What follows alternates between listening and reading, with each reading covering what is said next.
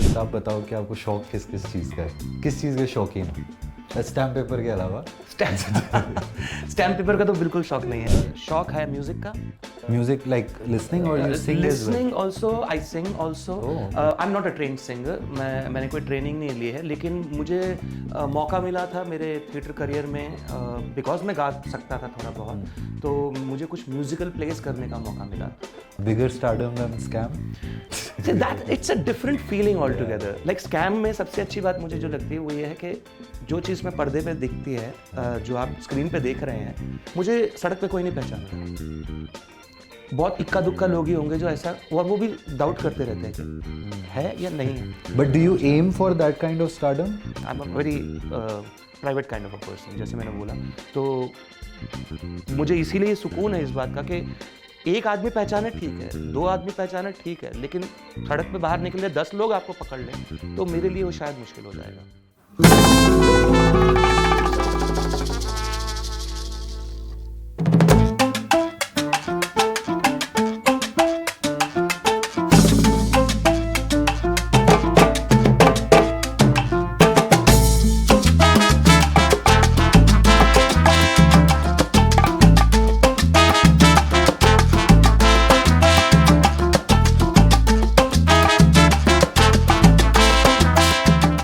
तो आप मीरा नायर के साथ कैसे जुड़े? मीरा, एक्चुअली मुझे इसका ऑडिशन मिला था मॉनसून वेडिंग का। हमारे एक कास्टिंग दोस्त हैं, कास्टिंग करते हैं, जो करण मल्ली, नंदिनी श्रीकंठ जो कास्टिंग करती हैं। तो मीरा उनसे अपनी कास्टिंग वगैरह करवाती है। और जब इस रोल के लिए मुझे आया था रोल, विजय राज जी ने जो मॉनसून वेडिंग में रोल किया था दुबे का, उसके लिए मुझे आया था। और भी हमारे बहुत सारे लोग हैं थिएटर के ही, जैसे नमित को भी वो रोल का ऑफर आया था। पर मैं शायद उस वक्त मैं इतना आलसी था, मैं गया नहीं उस ऑडिशन के लिए। मैं मानने से इनकार नहीं करूँगा, बहुत आलसी था। मैंने कहा कौन जाएगा यार अभी ऑडिशन। तो वो रोल नमित को मिला। फिर उसने ऑडिशन दिया था and he got selected, and then they had this whole Berkeley पूरा रैप उनका हुआ। Namit and Meera became very good friends, and then I was performing stories in a song with Namit Das at Prithvi. Okay. And he invited Meera to come and watch that show. Oh. And Meera saw me in that play. And then she came and met me backstage and she said, "Where were you till now? I want to work with you. Come and meet me." And then she called me again and she offered me Nasir's role in Monsoon Wedding. And then I gave the audition. I got selected by Meera, but the producers were a little reluctant because I was too young for the role. एक साल बीत गया, उसका बातचीत चलती रही, कुछ ना कुछ और बनता रहा। उनका कुछ फादर का कैरेक्टर है उसमें। उनका father of the bride Lalit Verma का कैरेक्टर है। तो एक साल और बीत गया, फिर मैंने बीच में मुझे फिल्म मिली सोनचिड़िया, वो भी मुझे थिएटर में ही मिली थी। मैं परफॉर्म कर रहा था एक प्ले, हनीत रहन जी जो कास्टिंग करते हैं वो शो देखने आए थे। अगले उसी रात को उनका फ़ोन आया, उन्होंने कहा मेरे पास एक स्क्रिप्ट है, कल आ जाओगे तुम मिलने के लिए? मैंने कहा आ जाता हूँ। मैं गया, उन्होंने मुझे सोनचिड़िया की स्क्रिप्ट दी, उन्होंने बोला अच्छी तरह से पढ़ लो इसको। मैंने वो पूरी स्क्रिप्ट पढ़ी। उन्होंने कहा इसमें कौन सा रोल करोगे? मैंने बोला अरे बाप रे, पहली फिल्म और मुझसे पूछा जा रहा है कौन सा रोल। मैंने बोला मैं कोई भी कर लूँगा। तो उन्होंने कहा मैं तुझसे चाहता हूँ कि तू खलीफा करे। मैंने बोला हाँ खलीफा बहुत अच्छा रोल है, I would like to do it. And at that time my financial condition was not very good.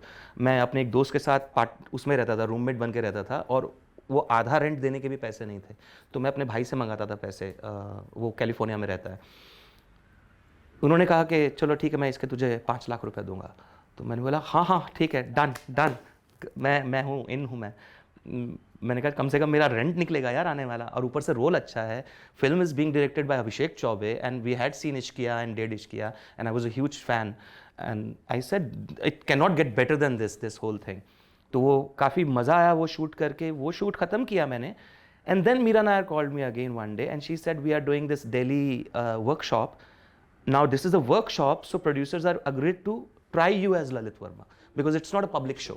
Okay. तो अगर वो चाहते हैं तुम बताओ कि तुम कैरेक्टर कैसे करोगे, then we can convince them to do it everywhere. तो मैंने देखा उस रोल में क्या क्या रिक्वायरमेंट थी वगैरह। मैंने थोड़ी दाढ़ी बढ़वा ली, दाढ़ी में थोड़े वाइट बाल थे, थोड़ा सा हेयर कट वैसा करवाया, मीरा ने करवा के दिया।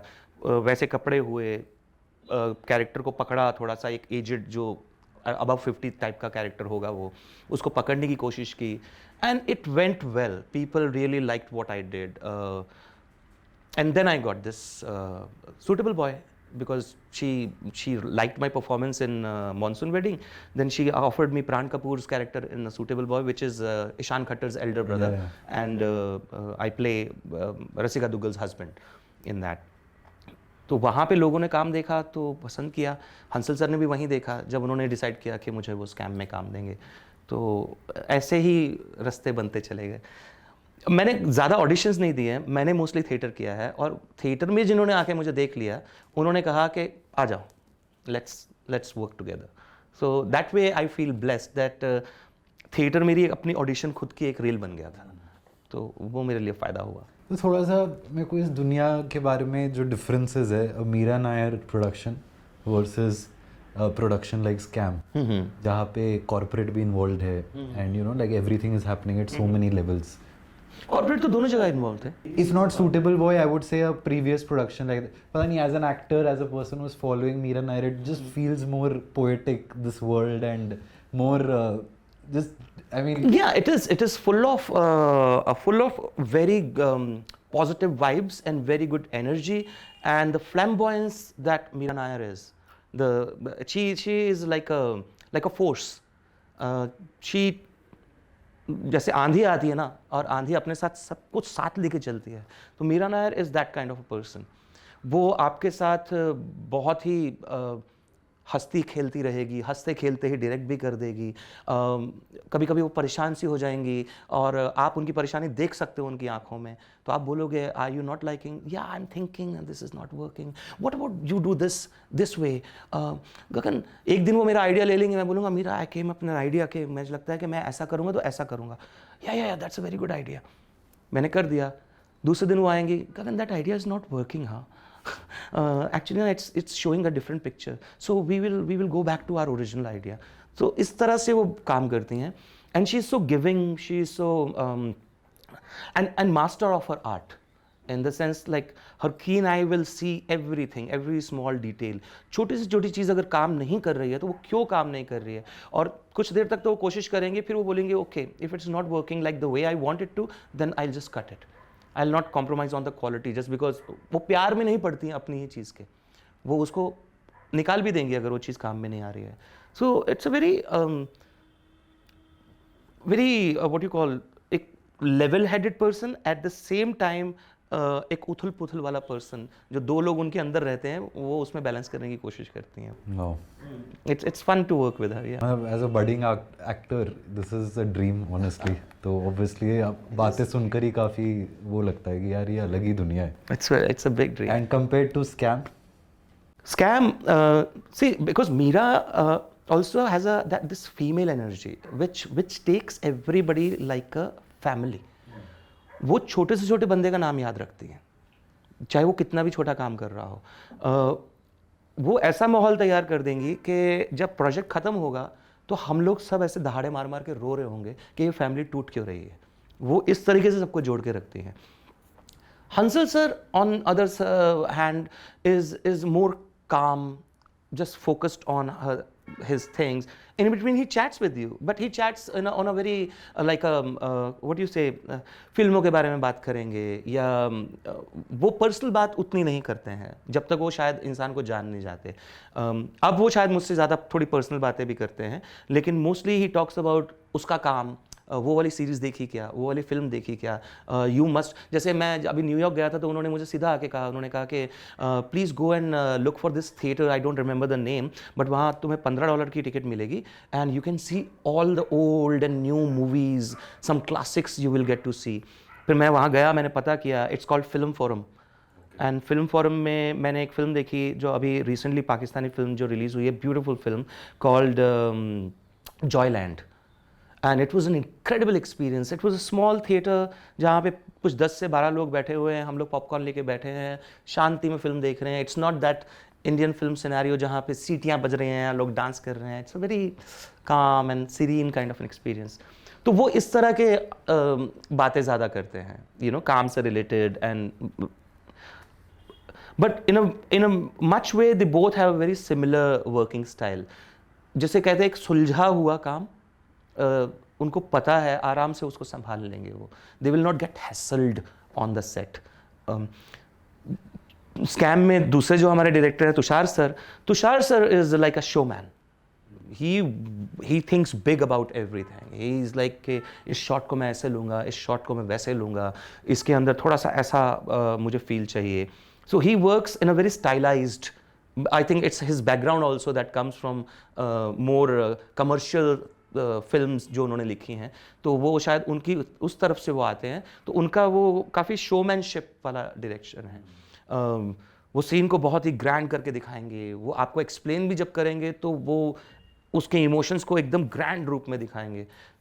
तो वो एक अलग तरह का स्कूलिंग है. आपने इतने सक्सेसफुल लोगों के साथ काम किया है in their own way, like आपको क्या लगता है, like to be a successful person कुछ ऐसी क्वालिटीज जो सब में सिमिलर होती है पर्सनली, नॉट प्रोफेशनली, तो चलो ठीक है, हार्ड वर्किंग ये सब होता ही है. Personally, I think hard work is a very personal thing. Don't you think so? Like hard work is not professional. Hard work is an idea that develops from within. आप professionally you can be talented, you can be good at your work, but how much do you work? So hard work, that's the first point. And second is, and now hard work के अंदर macro point है वो, तो उसमें micro points बहुत सारे आ जाते हैं, जैसे learning. आपकी लर्निंग कभी रुकती नहीं है. आप हमेशा कुछ ना कुछ किसी ना किसी से सीखते ही रहोगे. आप किसी का डायरेक्शन स्टाइल सीखोगे, आप किसी का एक्टिंग स्टाइल सीखोगे. आप एक्टिंग स्टाइल के अंदर भी आप देखोगे कि कोई इंसान शायद आँखों का इस्तेमाल ज़्यादा करता है, कोई इंसान शायद अपनी बॉडी का इस्तेमाल ज़्यादा करता है, कोई अपने चेहरे का इस्तेमाल ज़्यादा करता है, कोई एक पूरे थॉट लेवल को इस्तेमाल करता है. तो अलग अलग लोग किस तरह से अलग अलग काम करते हैं, ये आपकी लर्निंग सीखने की होती रहनी चाहिए. और कहीं से कुछ भी मिले उठा लो. आपको छोटी सी चीज़, एक बुरा एक्टर अच्छा एक्टर मैं मानता नहीं, लेकिन अगर because of the lack of vocabulary, एक बुरे एक्टर की भी कोई एक अच्छी चीज़ होगी, आप वो भी उठा लो. एक बुरे डायरेक्टर की भी एक अच्छी चीज़ होगी, आप उठा लो. आप सेट पे शायद आप एक फोकस पुलर को देख रहे हो, उसकी डेडिकेशन कितना. जैसे हमारे सेट पे मुझे एक लड़की बहुत ज़्यादा हमेशा काम करती हुई नज़र आती थी. उसका नाम है, she was part of the light and camera department, Nitya. वो मैंने कभी उसको देखा नहीं सेट पे ज़्यादा बकबक करते हुए या कुछ करते हुए.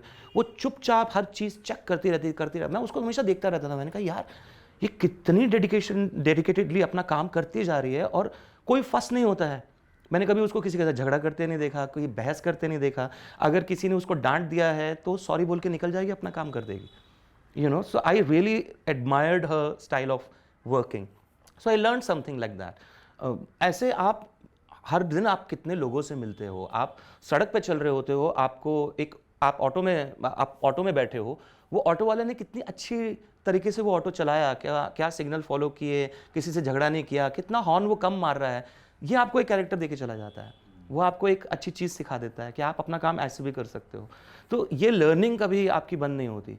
हमारे थिएटर में गुरु हैं जो रहे हैं, एक सत्यदेव दुबे जी, वो हमेशा कहते थे कि acting is about act, observe, repeat. Act, observe, repeat. And in तीनों में एक्टिंग जो है वो आपकी निखरती रहेगी, चलती रहेगी. तो I completely believe in that. मैं अपनी आंखें और कान हमेशा खुला रखता हूँ, और जितना मुझसे मैं सुनना चाहता हूँ, जितना मैं देखना चाहता हूँ, जितना मैं अपने अंदर लेना चाहता हूँ, मैं वो लेता रहता हूँ. और कभी कभी किसी रोल में, किसी चीज़ में, चाहे मैं डायरेक्ट करूँ, एक्ट करूँ, चाहे मैं गाना बनाऊँ या गाना गाऊँ या कुछ भी करूँ, वो सारी चीज़ों का कोई ना कोई ताना बाना स्टिच करके उसमें चला जाता है. वो सारी चीज़ उसके अंदर आ जाती है. So hard work is very important. And hard, I mean, like, it's a cliche to say hard work, but to keep working at your craft is very important. वो डायलॉग है ना उसमें, कैसे जो नंदू सर ने लिया है, हार्ड वर्क जो बार सीन में वो करते हैं, तो वो hard work. So that's the key point. Bar scene, हाँ. बार सीन का थोड़ा कुछ स्टोरी बताओ. आपको पता था before the script when you read it? I knew that because this was the biggest news about Abdul Karim Telgi. सबसे पहले यही न्यूज़ जो थी वो पेपर्स में आई थी कि एक इंसान ने बार में 90 लाख रुपए उड़ाए थे. And yes, I had never been to a bar. Like मैं कभी बाहर में गया नहीं था, मैंने सिर्फ एक बार बार की झलकी देखी थी। मैं कुछ छुट्टे पैसे लेने के लिए, मैं पंजाबी कॉलोनी में रहता था यहाँ साइन कोलीवाड़ा में, और कुछ छुट्टे लेने के लिए वहाँ हज़ारा नाम की एक बार है बहुत बड़ी, जो उस समय डांस बार हुआ करती थी, तब बैन नहीं था डांसिंग के ऊपर। तो और मैं था कुछ अराउंड 18 या 19 साल का मैं होऊंगा। तब मैंने देखा था वो माहौल अंदर कैसा होता है, कैसे डांस होता है, क्या होता है। उसके अलावा मेरा कोई रेफरेंस पॉइंट नहीं था। But thankfully Tushar sir had a idea of कि how bar looks like and how आप बिहेव करते हैं।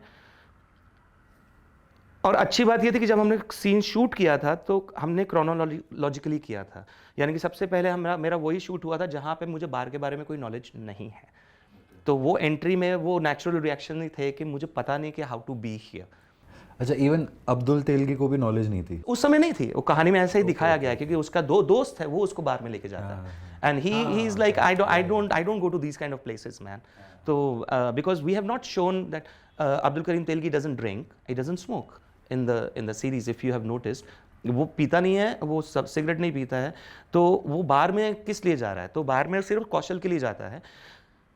और वहीं पे उसको जो पहली बार जो वो he gets awestruck by this one dancing girl, Parveen जो कैरेक्टर है, उसके बाद में वो जाना शुरू कर देता है। फिर जब वो जाना शुरू करता है तो धीरे धीरे उसका कॉन्फिडेंस बढ़ने लगता है, फिर उसके पास पैसे भी आने लग जाते हैं। And by the end of bar scene, that the whole 5th episode का जो पूरा ग्राफ है, जो जिसमें औकात मादरचोद औकात का जो डायलॉग है, तब तक उसका कॉन्फिडेंस इस लेवल पे है पर कि क्या पैसा डायलॉग है, मतलब ऐसा, मतलब गूज़बम्स आ गए थे उसमें। I think that credit goes to completely the जो जब मैंने सीन पूरा वो पढ़ा था, तो जितनी डिटेल में वो सीन लिखा था, it was I think 2 pages of that scene, और उसमें डायलॉग सिर्फ 2 ही थे। एक जो मुकेश सर ने बोला औकात मादरचोद औकात, और दूसरा जो मैंने बोला औकात मादरचोद औकात। एक्चुअली है डायलॉग एक ही। तो मैंने कहा यार अब इसका ग्राफ कैसे बनेगा, कि मतलब डायलॉग तो 2 ही हैं, तो ये कहाँ कैसे बढ़ेगी ये बात, you know. And but I saw Mukesh Abra was doing something right when he came.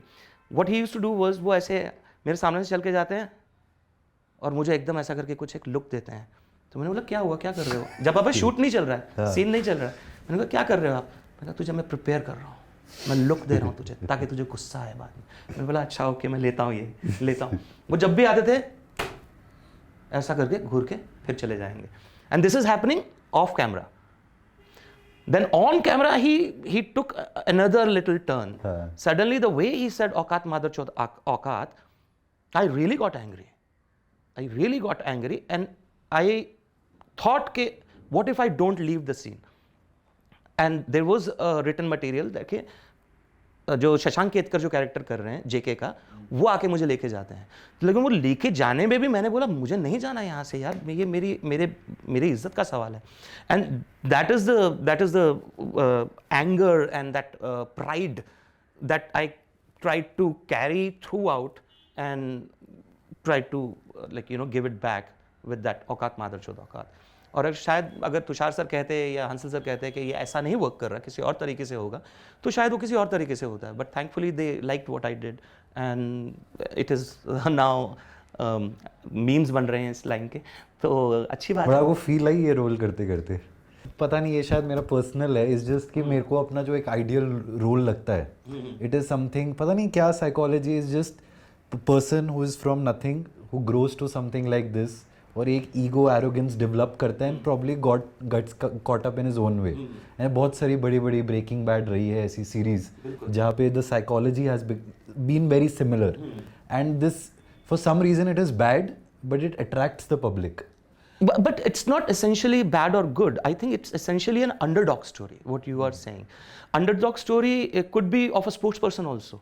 Like जैसे आपने देखा या कोई भी जैसे तूफान आई थी अभी इनकी फरहान अख्तर की तूफान आई थी, या अगर आप देखोगे rags to riches story of any heroes also, कई हीरोइक स्टोरीज भी बनी है हमारे यहाँ पे। जैसे अभी मुझे ऐसे नाम याद नहीं आ रहे हैं, कुछ रियल लाइफ स्टोरीज आपने देखी होंगी कि कैसे इंसान जो है गरीबी से निकल के, जैसे इब्राहिम लिंकन की एक स्टोरी है अगर आप देखो कि कैसे वो लाइट्स में बट एक जो ये आता है ना उसमें like there comes a point when you become बहुत कॉन्फिडेंस से ओवर कॉन्फिडेंस से फिर ये औकात जैसे वाला डायलॉग है वो चीज़ आई थिंक ये कुछ साइकोलॉजी है जो टैप करता है टू द ऑडियंस कि यार बैंग, ये मतलब that is wrong what I meant कि थोड़ा तो वो अभी तक तो वो बैंक करेगा ही करेगा, बिकॉज अभी तक आपने सिर्फ उसकी चढ़ाई देखी है। करेक्ट जब आप उसकी गिराई देखोगे तो आपको पता लगेगा कि शायद it's not that great also. Till now it has been an underdog story,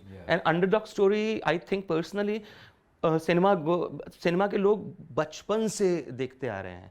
like if you see दीवार, what happens with Amitabh Bachchan's character in that, क्या ये वो बिल्डिंग है जहाँ मेरी माँ ईटेड होया करती थी। There are similar dialogues, they are a similar kind of emotion। और अमिताभ बच्चन ने या शाहरुख खान ने इन बाजीगर कहाँ से वो पहुँचते हैं ऊपर, इसीलिए तो वो डायलॉग्स आज भी हिट हैं कि अब सैलाब आएगा मदन चोपड़ा, अब सैलाब आएगा। So it's like the same feeling that हाँ मेरा हीरो, मैं आ गया हूँ आगे। या जब अमिताभ बच्चन बोलता है कि तुम लोग मुझे वहाँ ढूंढ रहे थे और मैं तुम्हारा यहाँ पे इंतजार कर रहा था। So it's all in the same zone. वो होता है, मुझे लगता है वो एक अंदर से, खासतौर पे इंडिया में हमारे, बिकॉज इतनी पॉपुलेशन है, पॉपुलेशन की वजह से इतनी सारी दिक्कतें हैं, इनइक्वल डिस्ट्रीब्यूशन ऑफ वेल्थ, या फिर जो पिछड़ा हुआ समाज है, जो गरीब है वो बहुत ही ज़्यादा गरीब है, जो अमीर है वो बहुत ज़्यादा अमीर है। अब जब आप इस एक्सट्रीम को उस एक्सट्रीम तक पहुंचते हुए देखते हो तो जाहिर सी बात है हर इंसान अपने आप को उसके अंदर देखता है। Correct and that is why ये कहानियाँ जो हमको इतनी अट्रैक्ट करती हैं। एक्चुअली मैंने एक आर्टिकल भी पढ़ा था इस पे विच वाज मेरे को बहुत वैलिड लगा था। तो उन्होंने लिखा था जब अमिताभ बच्चन की वो पिक्चरें आ रही थी उस टाइम पे, वो देश का माहौल ही ऐसा था that everybody wanted to be rebel.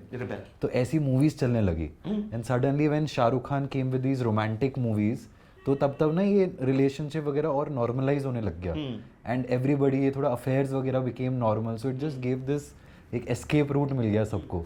तो मे बी बहुत वही राइट कि thought process of public. Exactly. And especially I'll say the people who watch more of Hindi films, that I feel, because अगर आप साउथ का cinema देखो वहाँ अभी भी बहुत ग्रिटी और बहुत सारे दूसरे सब्जेक्ट्स पे पिक्चरें ज़्यादा बन रही हैं। हालांकि यहाँ भी शुरू हुआ है but not on the level that they have been doing since.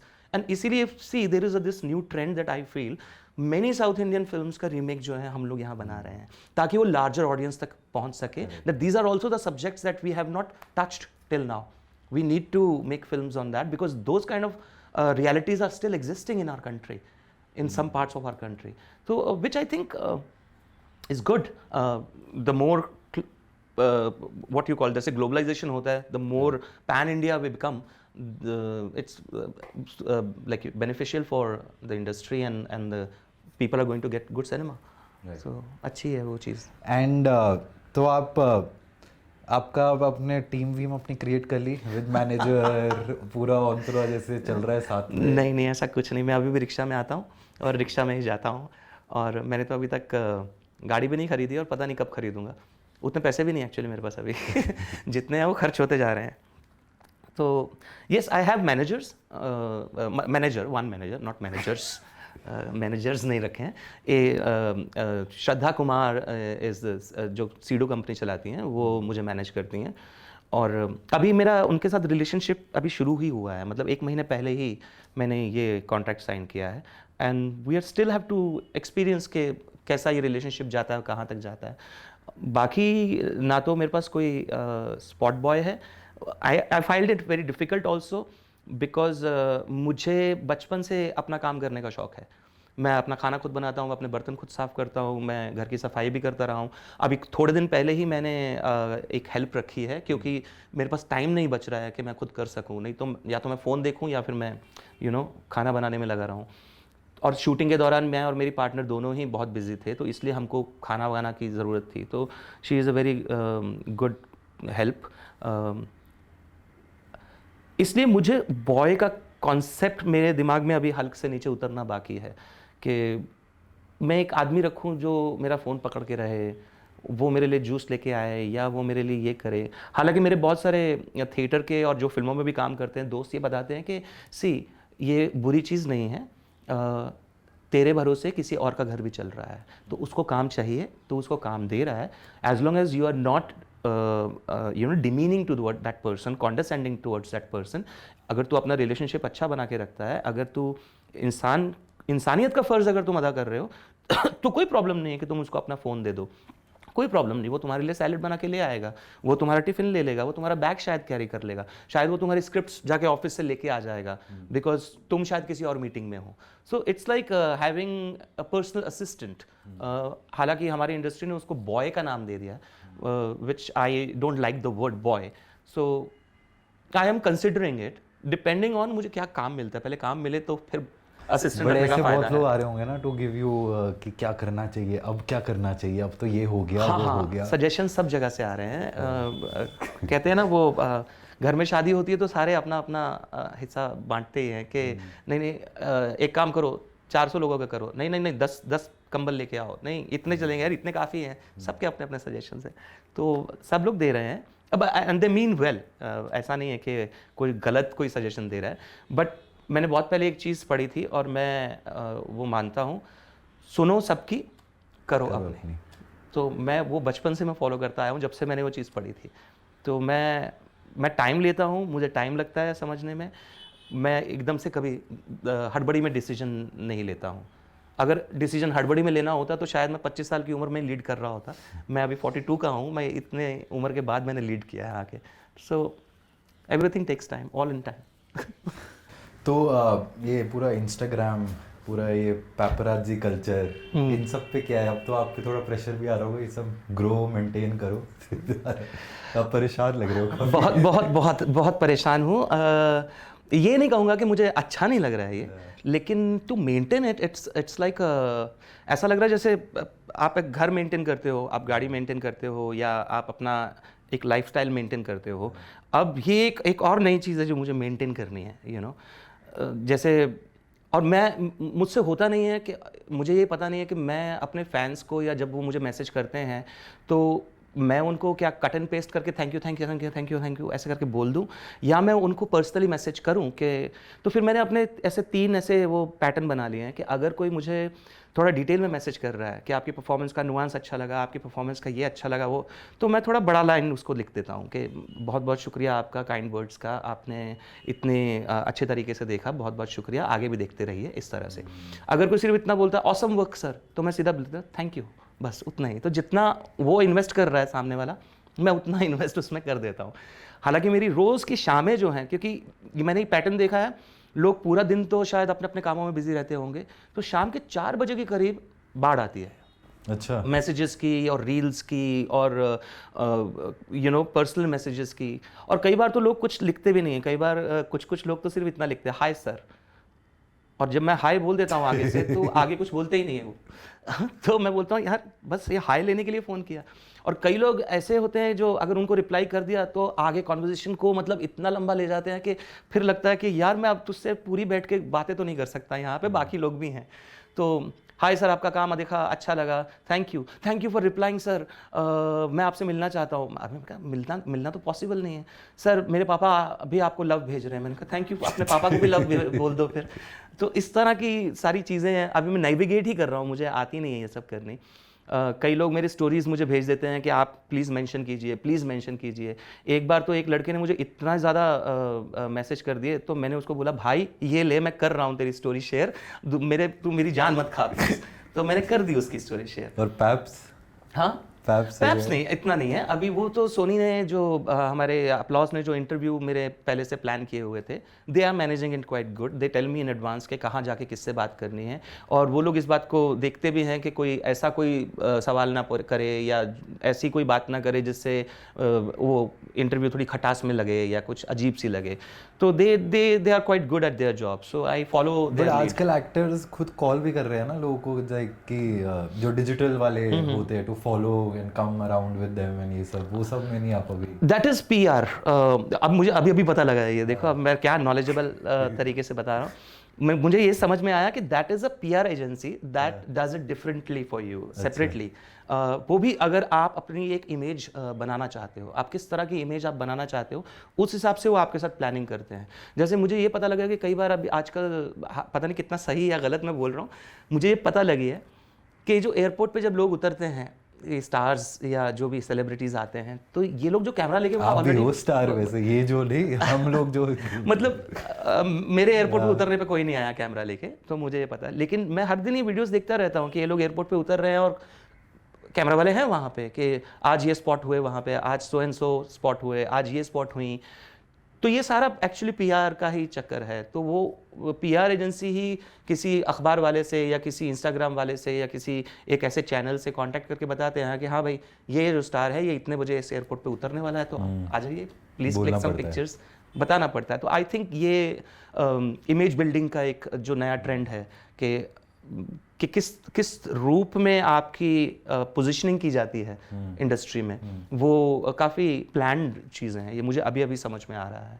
हालांकि मैं इस गेम में उतरा नहीं हूँ, क्योंकि जैसे मैंने कहा कि मैं सॉलिट्यूड पसंद करने वाला इंसान हूँ, तो मुझे अच्छा लगता है कि अगर नहीं कोई फिर पिक्चर खींच रहा है तो अच्छी बात है, कोई बात। और ये जो पूरा चलो फिल्म हो गई, रिलीज हो गया, सीरीज वगैरह, बट पूरा ये जो प्रमोशंस का वो है, ये कैसा लग रहा है? मतलब मैंने बहुत मिक्स्ड ओपिनियन सुने हैं सारे एक्टर्स से, अब तो बहुत वोकली बोलते हैं सब। मैं ये कहूँगा कि प्रमोशन ज़रूरी है। देखो आप सोनी चैनल ने अपने अपलॉज वालों ने, ये प्रोड्यूसर्स हैं हमारे, इन्होंने एक चीज़ को बनाने के लिए अपना पैसा लगाया है। अब वो पैसे की जो रिकवरी है वो तभी होगी जब ऑडियंस उसको देखेगी, जब आपके उतने सब्सक्रिप्शंस होंगे OTT प्लेटफॉर्म पे, तो जितने सब्सक्रिप्शंस होंगे आपको उतना फ़ायदा होगा, आप उसके ऊपर पैसा बनाओगे, रिकवरी करोगे, प्रॉफिट करोगे। तो प्रमोशंस तो ज़रूरी होते ही हैं। वो तो जब मैं थिएटर भी करता था, तो अगर मैंने कोई प्ले प्रोड्यूस किया है, अब मेरा 2-3 लाख रुपया 4 लाख रुपया लगा है, तो मैं कोशिश करूँगा कि इंस्टाग्राम पे मैं पोस्टर अच्छे डिज़ाइन करके डालूँ। मैं किसी अपने सेलिब्रिटी दोस्त को बोलूँ कि यार प्लीज़ मेरे प्रमोशन के लिए 2 लाइनें बोल दे अपने इंस्टाग्राम पेज पे, तेरे तो अच्छे फॉलोअर्स हैं। ये सारी चीज़ें तो part and parcel of the game है, वो आपको करना ही पड़ेगा। नहीं तो घर बैठे तो कोई आपकी परफॉर्मेंस देखने आने वाला नहीं है। That's why it's called a show business. You need to show yourself and that's how you will earn profit. But personally same questions का जवाब देते देते थोड़ा कैसा लगा आपको ये रोल करते टाइम? कैसे प्रिपेयर कैसे किया आपने? ये मैं जानबूझ के सारे क्वेश्चंस दे रखे जिसके ऊपर लग ही रहा था कि आप तो बहुत ही सारे आंसर कर रहे हो आजकल। मैं ये क्वेश्चंस एक हद के बाद ज़रूर थोड़े से इरिटेट करते हैं, बिल्कुल करते हैं, क्योंकि आप it's not there is nothing wrong in the question. Yeah, there is nothing wrong in the question. It's the repetition that I'm going through. It's like there is nothing wrong with life, but अगर मुझे रोज सुबह उठ के वही करना पड़े, रोज सुबह उठ के वही चीज़ करनी पड़े, वही दिनचर्या बनानी पड़े, तो मैं एक टाइम के बाद तो मैं भी बोलूँगा ना, चल यार ब्रेक लेते हैं, चल यार छुट्टी पे होके आते हैं, यार ये बहुत हो गया, मैं पिस रहा हूँ इसके अंदर। तो वो एक फीलिंग ज़रूर आती है, क्योंकि वो क्वेश्चन फ्रेम भी उसी तरीके से हुआ है, उसके आंसर में भी मैं कुछ ऐसा नया नहीं डाल सकता, क्योंकि जो मेरा ट्रूथ है मैं वही बता सकता हूँ।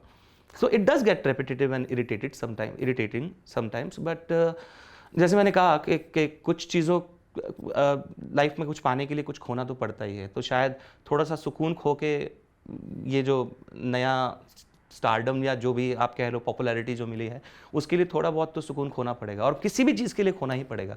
खाना कमाने के लिए भी सुकून तो खोना ही पड़ेगा। आप हमेशा ऐसा नहीं कर सकते कि लेटे हुए आम के पेड़ के नीचे और कोशिश कर रहे हो कि आम गिर जाएगा तुम्हारे मुंह पे, वो नहीं होने वाला। तो इट्स ऑल गुड। आपकी जो पूरी स्कैम ऑडिशन का स्टोरी है, मैंने 2-3 जगह, आपने बहुत जगह बोली है, बट मैंने 2-3 जगह अलग अलग चीज़ें पढ़ी, तो इसीलिए मैं पूछ रहा हूँ, नॉट दैट कि मैं आपको रिपीट क्वेश्चन। नहीं प्लीज़ तो पूछो। एक जगह उन्होंने बोला कि आपको कोट किया था जिसने भी, प्रोड्यूसर्स ने बोला कि नहीं मज़ा नहीं आया, एक जगह बोला था कि एक मुकेश छाबड़ा सर ने बोला कि पसंद नहीं आया था, तो मतलब एग्जैक्टली क्या हुआ था उस टाइम पे? नहीं, मुझे मुकेश छाबड़ा सर ने सामने फेस टू फेस बोला था। क्योंकि जिस दिन मैंने पहले 3 सीन्स परफॉर्म किए, तो उस दिन वो ऑफिस में ही थे, और जब उन्होंने तीनों सीन्स देखे तो उन्होंने कहा पहले 2 सीन्स तो परफेक्ट हैं, लेकिन ये जो तीसरा सीन है जिसमें जो मेरा फर्स्ट सीन था सीरीज़ का, जिसमें मैं फ्रूट बेच रहा हूँ, जो मेरा इंट्रोडक्शन है बेसिकली, तो उन्होंने कहा कि यार ये उतना मज़ेदार नहीं है। अच्छा। तो ये I need you to bring your magic of theatre in it. मैंने तेरे प्लेस देखे हुए हैं, जिस तरीके से तू कन्विंस कर लेता है ना, मुझे वो कन्विंसिंग नहीं लग रहा। आप उनको जानते थे पहले से? मुकेश सर को मतलब मैंने उनके लिए और भी ऑडिशंस किए हुए थे, और उन्होंने एक छोटा सा रोल भी किया था। मैंने बहुत पहले एक छोटी सीरीज़ की थी नॉट फिट। नॉट फिट के अंदर मैं एक एस्पायरिंग एक्टर बना हूँ, और हमारी पूरी टीम जो है मुकेश छाबड़ा से मिलने जाती है to get some tips on how to give auditions. तो वहाँ पे मैंने उनके साथ ही काम किया था। So this is my second outing actually with him. तो उतना मैं जानता था, लेकिन अब मेरे ज़्यादा अच्छे करीबी दोस्त हैं, अब मैं ज़्यादा उनसे खुल के बात कर सकता हूँ, तो यस। तो ये जो वर्ड है स्ट्रगलिंग एक्टर, हाँ, इस पे आपका क्या कहना है? मतलब like what is a struggling actor in Mumbai? I don't believe, मेरा एक दोस्त कहता था, और मेरे दोस्त बहुत कुछ कहते रहते हैं मेरा स्कैम में भी मेरा एक दोस्त कहता था, ऐसा डायलॉग है, वो कहता था कि आई don't like this word struggle, struggle कहाँ नहीं है।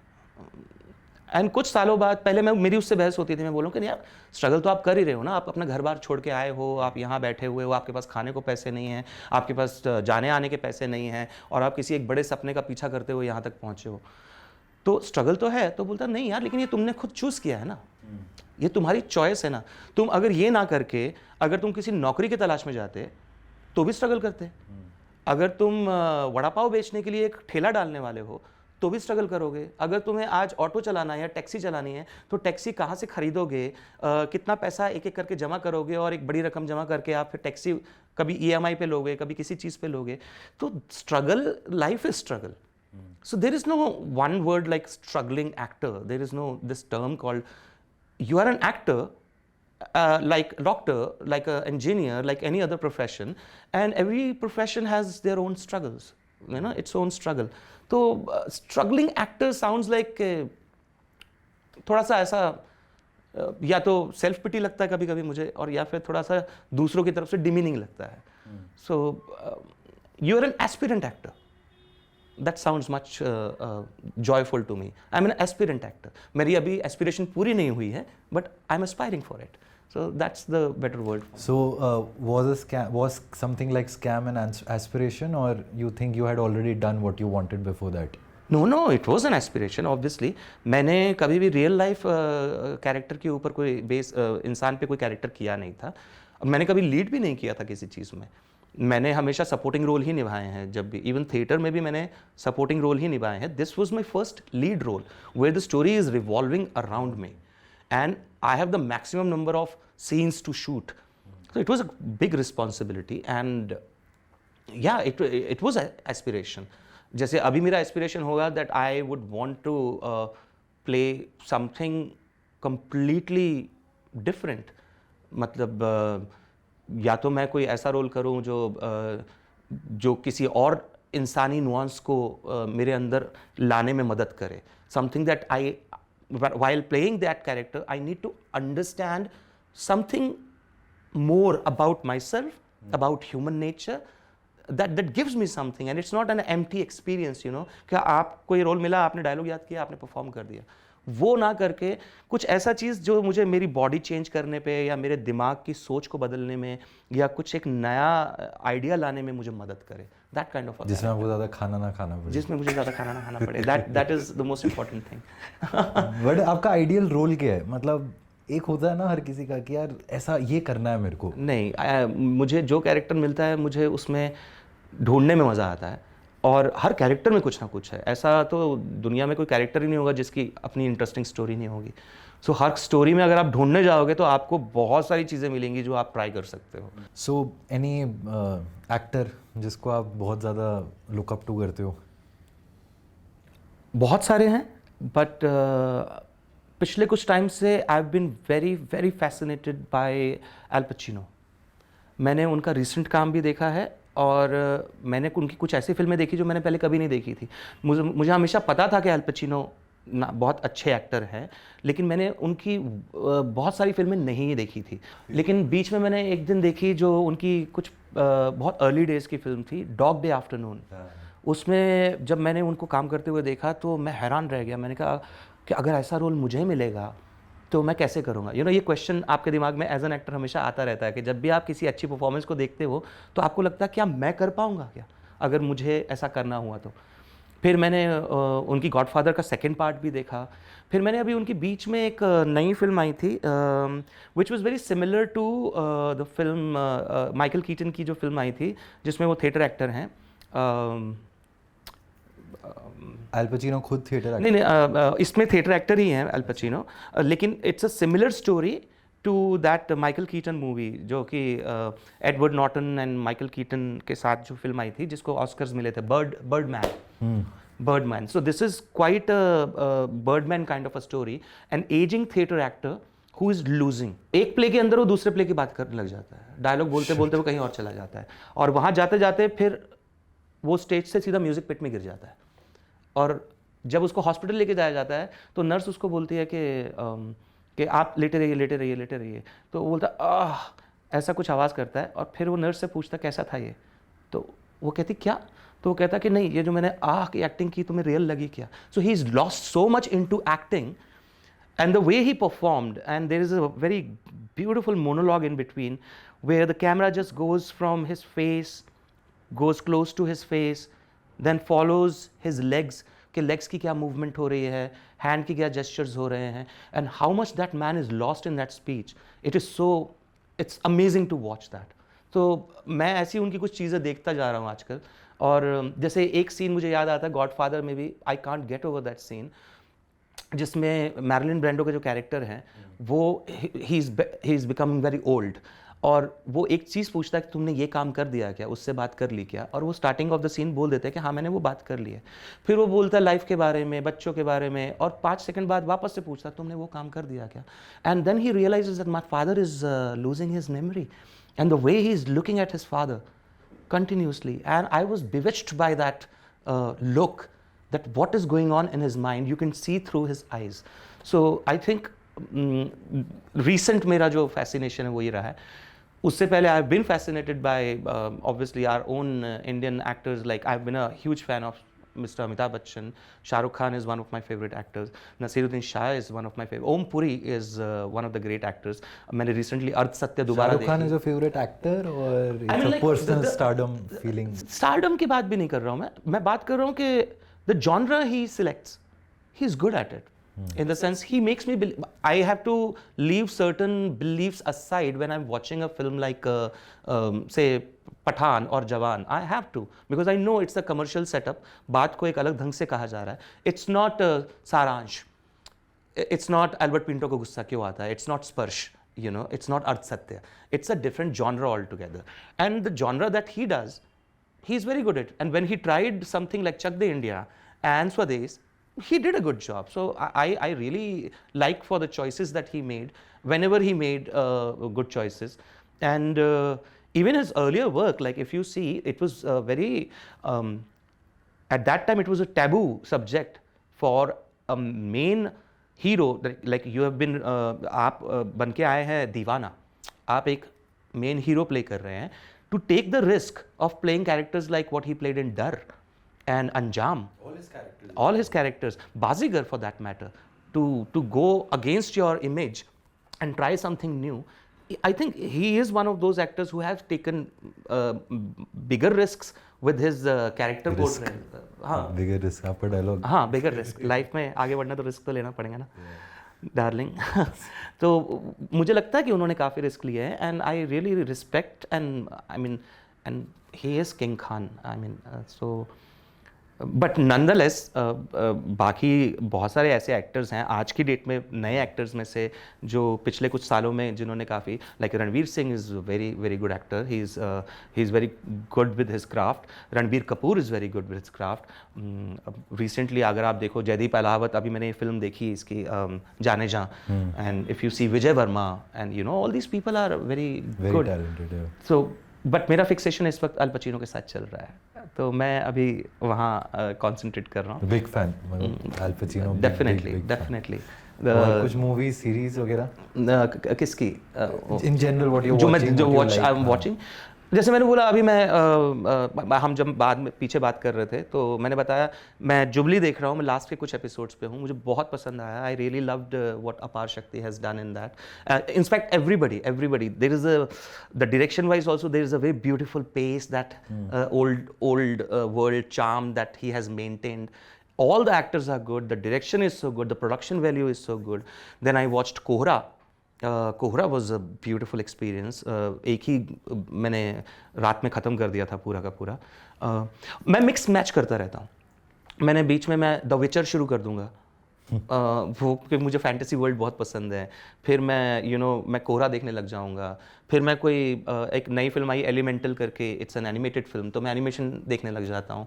Keep changing my mood so that I don't get too attached to कि क्या क्या बुरा हुआ है इसके अंदर। बुरा नहीं देखना है मुझे देखना है कि अगर ये चीज़ ठीक भी थी तो उसमें अच्छी अच्छी क्या चीज़ें हैं मैं उठा सकता हूँ। क्योंकि बुरा को मैं बुरा बोल के निकल जाऊंगा, लेकिन it's not giving me anything. लेकिन अगर मैं बुरे में से भी अच्छी चीज़ निकाल लूंगा तो it will be useful for me for the next 5 years 10 years for the rest of my life. कोई अभी आकर बोलता है कि आपको you will be paid 6 times than what you were paid in Scam whatever, and but you know the script is not good, तो आप करोगे पैसों के लिए काम? डिपेंड करता है मेरे बैंक में कितने हैं उस वक्त।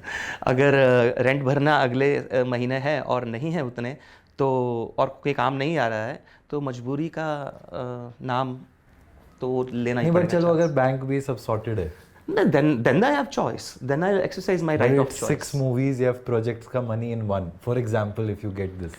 Frankly speaking, it's easier said than done right now because it's a hypothetical situation. Yeah. तो अभी मैं बोलूँगा कि नहीं, अगर मेरे बैंक में पैसे हैं तो, और स्क्रिप्ट अगर रद्दी है और मुझे 6 times पैसे मिल रहे हैं जितना मुझे अभी मिला है, तो मैं कहूँगा शायद मैं मना ही करूँगा। क्योंकि मेरे लिए पैसा उतना इम्पोर्टेंट नहीं है। अगर जितना ज़रूरत के लिए है, अगर उतना है तो नहीं। बट उस वक्त अगर वाकई में ये चीज़ होती है तो हम इंसान हैं, हमारे बदलना हमारी फितरत है, तो कोई बदल भी सकता है, कौन जानता है। चलो, I will just come to my last question जो मैं सबसे पूछता हूँ। तो अब आपको मतलब जाना कहाँ है in life? Like what is your milestone, as we say, that what is your milestone in life? How do you imagine you want to, like where you want to go eventually, जहाँ पे जो आपका ये solitude है वो at peace होगा? मेरा पहला ड्रीम था, बहुत साल पहले का एक ड्रीम था कि मुझे ना किसी एक छोटी सी लैंड में, किसी सुंदर सीनरी वाली लैंड में एक घर बनाना था, एक रेपर्टरी बनानी थी, थिएटर रेपर्टरी, जहाँ जब मैं बहुत ज़्यादा ट्रैवल नहीं कर पाऊँगा या मेरी हड्डियों में उतनी जान नहीं होगी, तो लोकल लोगों के साथ मिलके मैं वहीं कुछ थिएटर के प्रोडक्ट्स बनाऊंगा, कुछ प्रोजेक्ट्स करूंगा और फिर उनके शोज़ करेंगे हम लोग।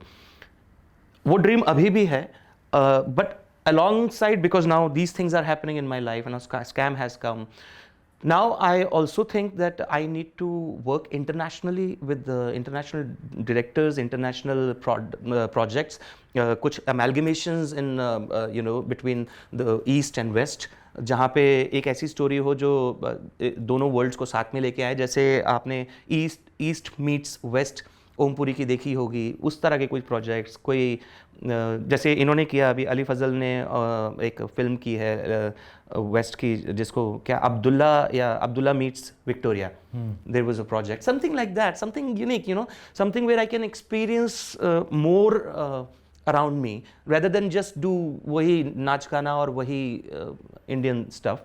तो मैं अपने आप को दुनिया का बाशिंदा समझता हूँ, मैं अपने आप को सिर्फ भारत का बाशिंदा नहीं समझता हूँ।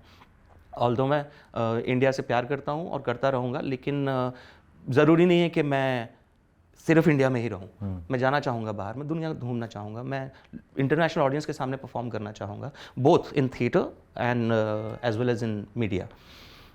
हाँ, अल्टीमेट गोल क्या है लाइफ का, वो मैंने अभी तक फिगर आउट नहीं किया है। और मुझे लगता है कि जब ज़िंदगी थोड़ी और आगे बढ़ेगी, जब थोड़ा सा और एक्सपीरियंस आएगा, तो वो आंसर भी खुद ही अपने आप मिल जाएगा। अभी ये छोटे छोटे गोल्स पे कॉन्सेंट्रेट करता हूँ। चलो, thank you so much. Thank you. Personally मैं जब स्कैम आई थी पहली वाली, I was just blown away. मतलब मैं आया भी तब नया ड्रामा स्कूल से था। अच्छा, you're from National School of Drama? No, I was doing training abroad, London में। अच्छा, okay. Where did? तो 2-3 जगह से किया है। I was in Royal Academy of Dramatic Art, then okay. हाँ, उसके बाद एक मेथड एक्टिंग स्कूल था, फिर ऐसे 2-3 जगह से 3 साल वहीं पे करके। बट अब ड्रामा स्कूल से निकलते नया you searching for quality, craft, ये वो। तो स्कैम एक ऐसा लगा था कि यार इसने ना बेंचमार्क सेट कर दिया। बिल्कुल correct. And obviously I was doing stock market also that time, तो मैं ट्रेडिंग में बहुत ज़्यादा फैसिनेट हो गया। हाँ, so both the things got this thing. तो तब से लेकर अब स्कैम का जब भी ट्यून बजता है ना, and then my friend told me कि स्कैम 2 बन रही है, ये बन रही है, मैं बहुत पम्प्ड अप ये वो. तो anyway a big fan boy, that's what I wanted to say. Thank you. And eagerly waiting for the part 2. And I hope आपको हमारे साथ मजा आया. बिल्कुल बहुत मजा आया यार, बहुत ही क्वेश्चंस तो नहीं पूछे या नहीं नहीं कुछ तो पूछा. बहुत ही अच्छे फ्लो में हम लोगों ने बातचीत करते हुए हमको पता ही नहीं लगा कब टाइम बीत गया. करेक्ट. तो बहुत मजा आया. Thank you so much for calling me for this podcast. Thank you so much. Nice meeting. Hello friends, अभी आपने देखा माइलस्टोन 101 का ये पॉडकास्ट जिसका नाम है द भट्ट शो. मुझे बहुत मज़ा आया यहाँ पे इनसे बात करके और अपने विचार इनके सामने व्यक्त करके. अगर आपको भी अच्छा लगा है तो इसे पसंद कीजिए. पसंद का बटन होता है एक नीचे ऐसा वाला, वो कीजिए. या फिर अगर अच्छा लगा तो अपने दोस्तों के बीच में इस खुशी को बांटिए. और प्लीज़ इस चैनल को सब्सक्राइब कीजिए. सब्सक्राइब का हिंदी मुझे नहीं मिला है, लेकिन अगर आपको मिले तो ज़रूर प्लीज़ बताइएगा. Thank you.